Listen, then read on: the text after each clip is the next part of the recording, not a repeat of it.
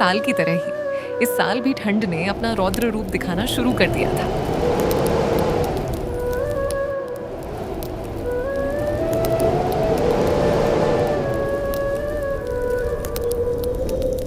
भोला की झोपड़ी में हवा के झोंके दीवारों के छेद से अंदर आ रहे थे।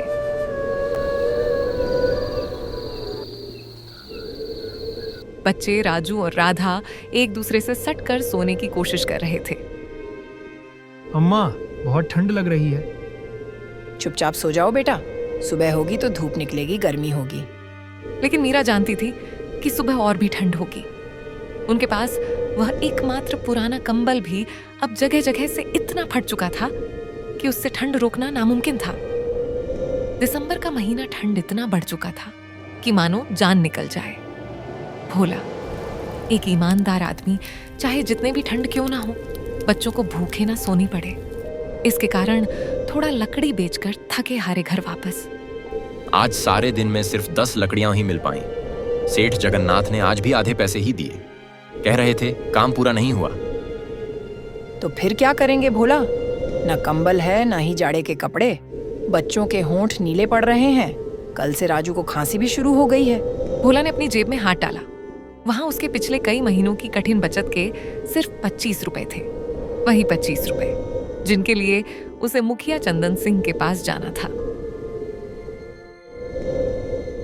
रात होते होते राजू की हालत और खराब हो गई। उसे तेज बुखार आ गया। वह लगातार खांस रहा था और ठंड से कांप रहा था। भोला, देखो तो बच्चे की हालत, बुखार इतना तेज है। हमें वैद्य जी के पास ले जाना होगा। लेकिन वैद्य जी के पास ले जाने के लिए पैसे चाहिए, दवाई के लिए पैसे चाहिए। मेरे पास तो। भोला, एक बात सुनो, हमें फैसला करना होगा। या तो यह पैसे वैद्य जी को दें और बच्चे की जान बचाएं, या फिर कंबल खरीदें ताकि बाकी बच्चे ठंड से बच सकें। मीरा, यह फैसला कोई कैसे ले? एक बच्चे की जान या बच्चों का सर्दी से बचाव? मैं क्या चुनूं? झोंपड़ी में ठंड का कहर और भयावह हो गया। भोला के सामने इंसान की सबसे कठिन परीक्षा थी। उसकी आंखों के सामने उसका बेटा तड़प रहा था और दूसरी तरफ उसकी बेटी और ठंड से कांप रहे थे। सुबह होते ही भोला ने फैसला लिया। वह 25 रुपए लेकर वैद्य जी के पास जाएगा, जो सेठ के पास बाकी है, लेकिन उससे पहले वैद्य जी के जाना होगा। वैद्य जी ने राजू को देखा और तुरंत कुछ जड़ी बूटियां दी। भोला, बच्चे की हालत गंभीर है। ठंड ने जोर पकड़ लिया है। अच्छा हुआ जल्दी ले आया। वैद्य जी, मुझे माफ करना, अभी आपको देने के लिए मेरा पास एक पैसा भी नहीं है, लेकिन मैं बेहद ही जल्द आपके पैसे दे दूंगा। ठीक है भोला, लेकिन सबसे जरूरी है कि इसे गर्मी में रखो। ये लो दवाई, अगर आज फिर ठंड लगी तो। भोला ने दवाई ली और घर लौटा। उसने मीरा को वैद्य जी की बात बताई। दोनों की नजरें उस फटे हुए कंबल पर पड़ी जो अब कोई मदद नहीं कर सकता था। अगले दिन भोला लकड़ी काटने जंगल की ओर जाता है, लकड़ी बेचकर दवाई का पैसा जो चुकाना है। अरे भोला, कुल्हाड़ी लेके इतनी ठंड में कहां चला? क्या करूं भाई, घर में बच्चे ठंड के कारण बीमार हैं, खाने को भी कुछ नहीं है। काम तो करना होगा, लकड़ी बेच के दवाई का पैसा भी चुकाना है। फिर भी भोला, इस साल के ठंड ने तो पूरी गांव को हिला के रख दिया है। ठीक है भोला, अपना स्वास्थ्य का ख्याल रखना।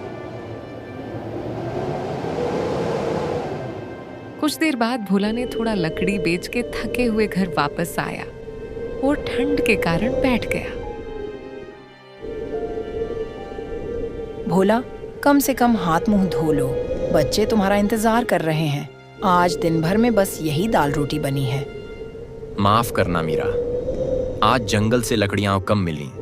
सेठ जगन्नाथ ने पैसे भी पूरे नहीं दिए। कह रहे थे कल का काम पूरा नहीं हुआ। बच्चे भूख से रोने लगते हैं। भोला का दिल दहल जाता है। वह जानता था कि सिर्फ एक वक्त की रोटी से उसके बच्चों का पेट नहीं भरता। हवा तेज होने लगी, ठंड बढ़ गई। झोपड़ी में एकमात्र पुराना कंबल इतना फट चुका था कि ठंड रोकना नामुमकिन था। भोला, इस बार तो हड्डियां कांप रही हैं। यह कंबल अब किसी काम का नहीं। बच्चों को देखो, ठंड से सिहर रहे हैं। इस बार एक नया कंबल लाना ही होगा। मीरा, तुम जानती हो, रोज की कमाई से 2 वक्त की रोटी भी मुश्किल से जुट पाती है। एक कंबल की कीमत कम से कम 50 रुपए होगी। मेरे पास तो बस वो 25 रुपए हैं जो मैंने महीनों में जमा किए हैं, और वो भी सेठ के पास है। वो 25 रुपए वो तो गांव के मुखिया चंदन सिंह पर निकलते हैं, उनसे जाकर मांग लो ना। साल भर पहले उनकी फसल कटवाने में मदद की थी, तब दिए थे। लेकिन मीरा सेठ देने का नाम नहीं लेता, अब क्या करें? भोला, अब कोई चारा नहीं, तुम्हें मुखिया चंदन सिंह के पास जाना ही होगा। उन्हीं के 25 रुपए बाकी हैं, उन्हें मांग कर लाओ, शायद वह दयालु हों और पैसे दे दे। लेकिन मुखिया जी तो पिछले साल भी टाल गए थे, कहते थे हालात ठीक नहीं। फिर भी कोशिश तो करो भोला, बच्चों के लिए, हमारे राजू के लिए। और इस तरह एक बीमार बच्चे की जान बचाने और दूसरे बच्चों को ठंड से बचाने की आखिरी उम्मीद लेकर भोला मुखिया चंदन सिंह के घर की ओर चल पड़ा। भोला चंदन सिंह के घर पहुंचता है। चंदन सिंह बरामदे में बैठे हैं। अरे भोला, इतनी शाम को कैसे आना हुआ? सब ठीक तो है? जी मुखिया जी, असल में वो पैसे मेरे 25 रुपए, ठंड बहुत है, कंबल लेना है बच्चों के लिए। अरे भाई, अभी तो हालात ठीक नहीं है, फसल अच्छी नहीं हुई, तुम फिर कभी आना। तभी चंदन सिंह की पत्नी गंगा देवी अंदर से आती हैं। सुनते हो, इतनी ठंड में इनके बच्चे कैसे रहते होंगे? ये लो, मेरे पास बचे हैं 15 रुपए, इन्हें ले लो, बाकी के 10 रुपए बाद में दे देंगे। शर्मिंदगी से भरे चंदन सिंह के सामने भोला 15 रुपए लेकर चला आता है। अब उसके पास कुल 40 रुपए हैं।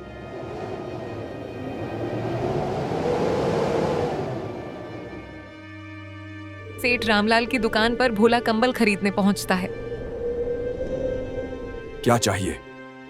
सेठ जी, एक सस्ता कंबल दीजिए, मेरे पास 40 रुपए हैं। 40 रुपए? अरे भाई, यह सबसे सस्ता कंबल भी 50 रुपए का है। जाओ, पैसे लेकर आओ।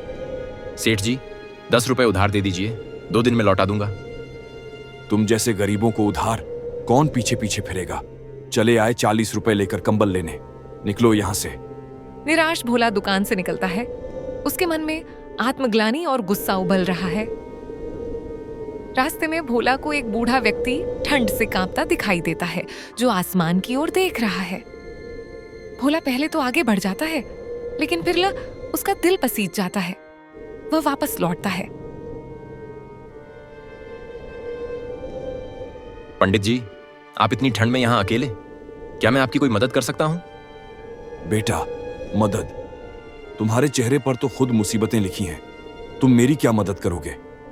बेटा, एक साहूकार ने घर इसलिए छीन लिया क्योंकि 35 रुपए का कर्ज नहीं चुका पाए। मेरे बेटे शहर जाकर बस गए और मुझे भूल गए। साल में एक बार आते थे, क्योंकि मेरी जितने भी जमीन थी उसे बस बेचने के लिए। जब से जमीन बेचकर पैसा ले गए, तभी से इसी गरीब बाप को मानो भूल ही गए। पंडित जी, मेरे पास 40 रुपए हैं, आप इनमें से 35 रुपए ले लीजिए, अपना घर वापस ले लीजिए। बेटा, तुम सच्चे इंसान हो। ईश्वर तुम्हें कभी दुखी नहीं देखेगा। तुम्हारा यह नेक काम जरूर रंग लाएगा। लेकिन बेटा, पंडित जी आशीर्वाद देकर चले जाते हैं। भोला के पास अब सिर्फ 5 रुपए बचते हैं, लेकिन मन में बाय एक अजीब सी शांति है। घर पहुंचकर भोला सारी बात मीरा को बताता है। मीरा पहले तो गुस्सा होती है, लेकिन फिर समझ जाती है।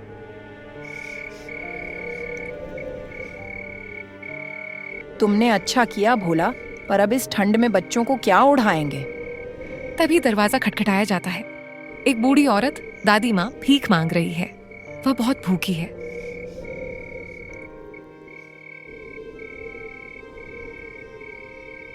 बेटा, 2 दिन से कुछ खाया नहीं है, थोड़ी रोटी मिल जाए क्या? अब चलने की ताकत भी नहीं बची। अरे दादी, आप अंदर आइए, इतनी ठंड में बाहर क्यों खड़ी हैं? बैठिए, मैं पानी लाती हूँ। नहीं बेटी, बोझ नहीं बनूंगी, बस एक और पेट में डाल दूं, बस फिर चली जाऊंगी। भोला और मीरा उसे अंदर लाते हैं। भोला अपने हिस्से की एकमात्र रोटी उसे खिला देता है, खुद भूखा सो जाता है। दादी, आज के लिए आप मेरी मेहमान हैं, हमारे घर की रोटी आपकी है। पर भोला, तुमने तो अभी खाया ही नहीं। किसी भूखे को खाना खिलाने से बड़ी पूजा कोई नहीं होती मीरा। मेरी भूख दादी के पेट भरने से छोटी है। बेटा, भगवान तुम्हें इतना देगा कि तुम बांटते बांटते भी थक जाओगे। भोला, तुम सच में दिल के बहुत अमीर हो।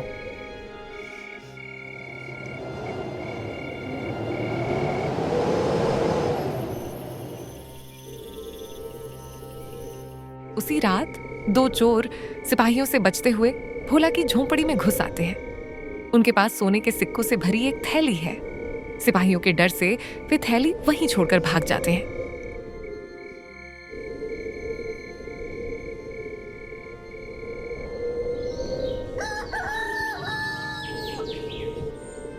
सोने के सिक्कों वाली थैली मिलने के बाद का पहला दिन भोला और मीरा की आंखों में नींद नहीं, बल्कि एक अजीब सी घबराहट थी।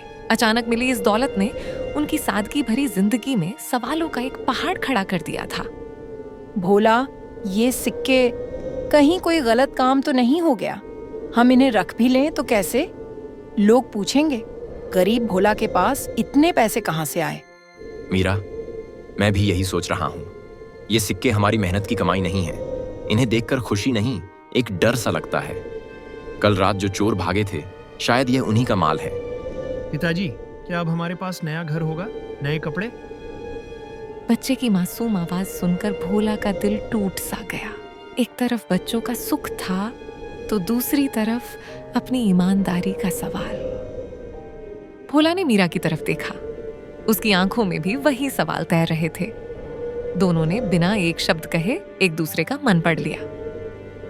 नहीं मीरा, यह पैसा हमारा नहीं है। जिसकी मेहनत की कमाई है वही इसका हकदार है। हम गरीब हैं लेकिन चोर नहीं। सही कहा भोला, हमने तो हमेशा रोटी के 2 टुकड़ों में ही गुजारा किया है। ईमानदारी की रोटी सबसे स्वादिष्ट होती है। ये लो, ये थैली, इसे थाने ले चलते हैं। और इस तरह भूख और जरूरत के आगे घुटने टेकने की बजाय भोला और मीरा ने इंसानियत की सबसे बड़ी जीत हासिल की। थाने में दारोगा जी को थैली सौंपते हुए भोला ने सारा किस्सा सुनाया। दारोगा जी हैरान रह गए। उन्होंने कभी नहीं सोचा था कि इतनी गरीबी में भी कोई इतनी बड़ी दौलत लौटा सकता है। भोला, आज तुमने साबित कर दिया कि इंसानियत दौलत से बड़ी होती है। यह थैली शहर के एक बड़े सेठ की है जिसे चोरों ने लूटा था। वह तुमसे जरूर मिलना चाहेंगे।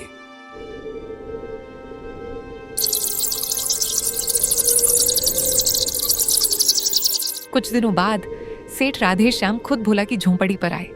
उनकी आंखों में आभार के आंसू थे। भोला, तुमने सिर्फ सोने के सिक्के ही नहीं, मेरी बेटी की शादी का सामान और मेरे बूढ़े बाप का आशीर्वाद लौटाया है जो उस थैली में रखा था। मैं तुम्हें इनाम में कुछ देना चाहता हूं। सेठ जी, हमने कोई इनाम के लिए यह नहीं किया, बस अपना फर्ज निभाया है। और मैं अपना फर्ज निभा रहा हूं। मैं चाहता हूं कि तुम मेरे नए कारखाने के देखभाल की जिम्मेदारी संभालो। एक ईमानदार इंसान ही यह काम कर सकता है। एक अच्छा मकान और तुम्हारे बच्चों की पढ़ाई का सारा खर्च मेरा होगा। भोला की आंखों में आंसू आ गए। ये वह सब कुछ था जिसकी उसे जरूरत थी।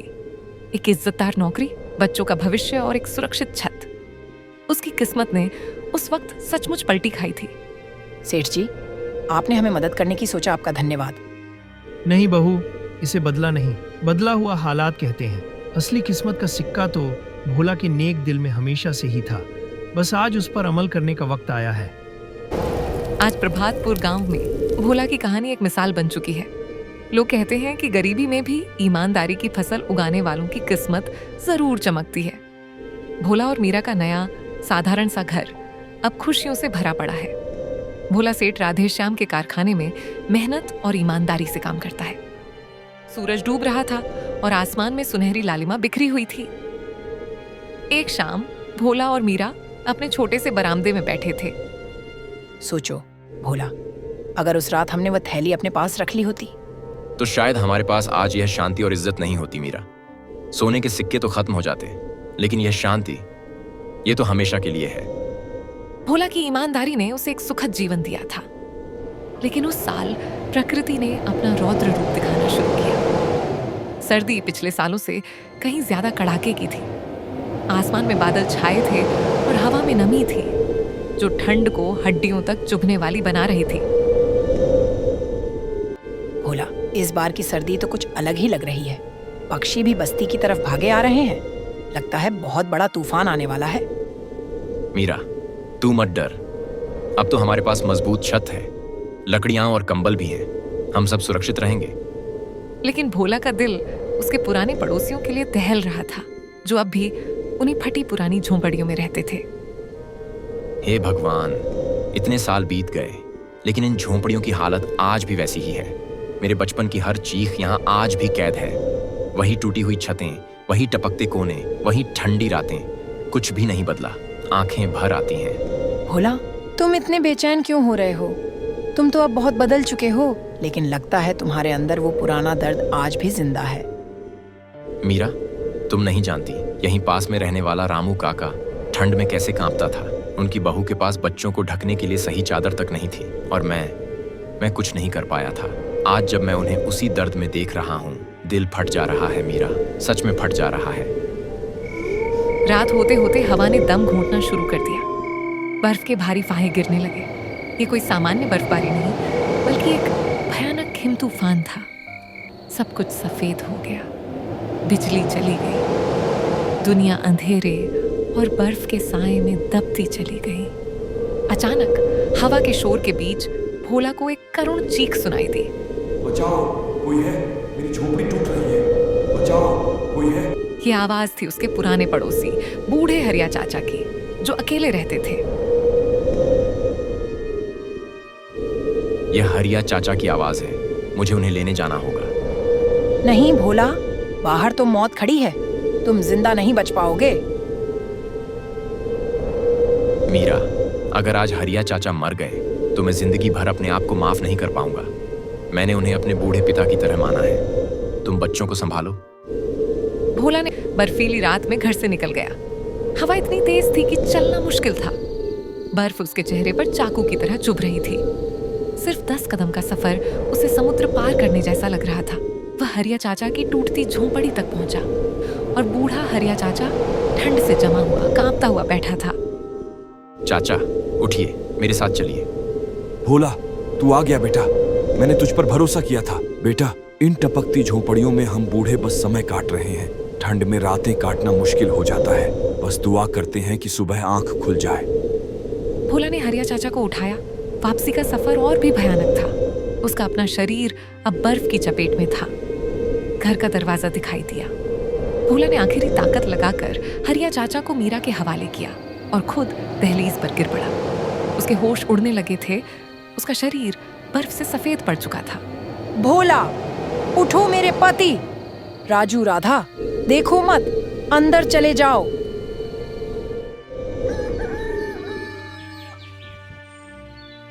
अगले 3 दिन भोला बुखार और बेहोशी में डूबे उतराते रहे। मीरा ने दिन रात उसके सिरहाने बैठकर सेवा की। हे भगवान, भोला का माथा फिर से तप रहा है। 3 दिन हो गए, पर बुखार उतरने का नाम नहीं ले रहा। पता नहीं और कितना सह पाएगा मेरा भोला। बस तू इसे मुझसे छीन मत लेना।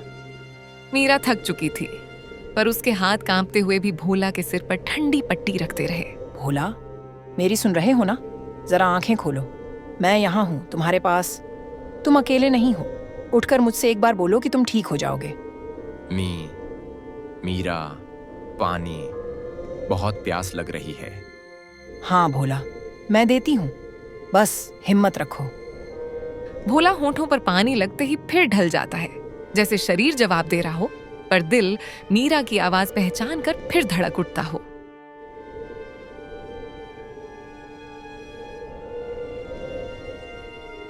मीरा बेटी, हालत नाजुक है। बुखार गहरा उतरा है, पर चिंता मत कर। दवा असर कर रही है। बस देखभाल में कमी मत आने देना। उसकी सांसें कभी तेज कभी धीमी हो रही हैं। पूरी रात जागना पड़ेगा। वैद्य जी, मैं जागूंगी, चाहे जितनी रातें लग जाएं। आप बस दुआ में कमी मत करना। दुआ तो मैं भी कर रहा हूँ बेटी। भोला जैसा सीधा सादा इंसान गांव में कहाँ मिलता है। भगवान उसे छोड़ेंगे नहीं।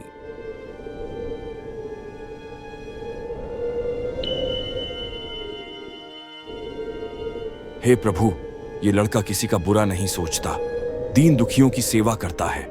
ये बुखार इसकी मेहनत से कमाया धन तक को जला रहा है। इसे बचा ले भगवान, इसकी मीरा कितनी बेचैन है, उसकी हालत देखी जाती नहीं। हरिया चाचा की आंखों में पहली बार आंसू दिखाई दिए। वो आदमी जो कभी टूटा नहीं। भोला को बचा ले, ऐ भगवान। वो अगर उठ गया तो मैं अपने हाथों से मंदिर में भोग चढ़ाऊंगा। बस उसकी सांसें मत छीनना।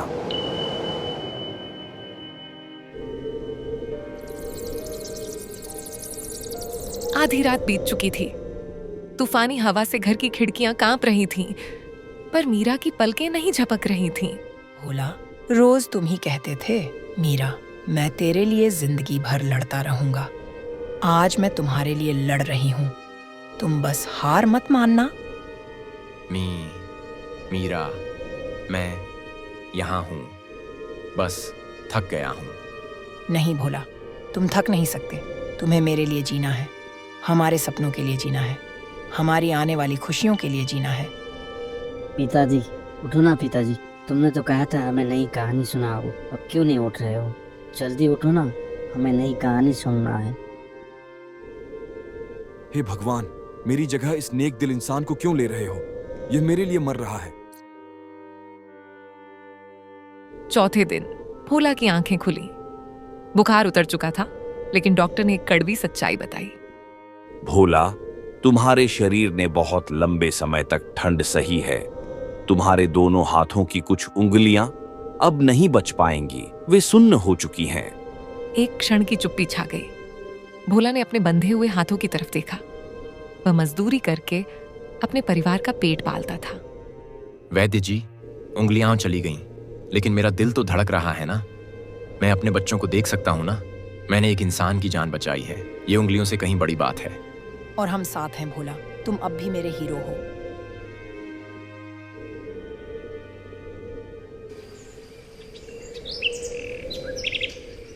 ये खबर सुनकर सेठ राधेश्याम फिर से प्रभातपुर आए। उन्होंने भोला के सामने एक प्रस्ताव रखा। भोला, मुझे तेरे बारे में बहुत कुछ सुनने को मिला है। जिस हाल में तूने हालातों का सामना किया है, उससे मैं प्रभावित हूँ। इसलिए आज मैं तेरे सामने एक प्रस्ताव रखने आया हूँ। भोला थोड़ा घबरा गया, पर सम्मान से सिर झुकाकर बोला, सेठ जी, मैं तो बस अपना कर्तव्य निभाता आया हूँ। आप क्या आदेश करते हैं, यही बताइए। मैं चाहता हूँ कि तू मेरी नई कोठी की जिम्मेदारी संभाल ले। खेत खलिहान, गोदाम, हिसाब, सब कुछ। तू ईमानदार है, मेहनती भी। ऐसा आदमी हर रोज नहीं मिलता। भोला चौंक गया, जैसे उसके पांव जमीन से उठ गए हों। सेठ जी, मैं? इतनी बड़ी जिम्मेदारी? मैं तो बस एक साधारण आदमी हूँ। साधारण आदमी नहीं भोला, तू वही है जिसने इस गांव के लिए वो किया है जो बड़े बड़े लोग भी नहीं करते।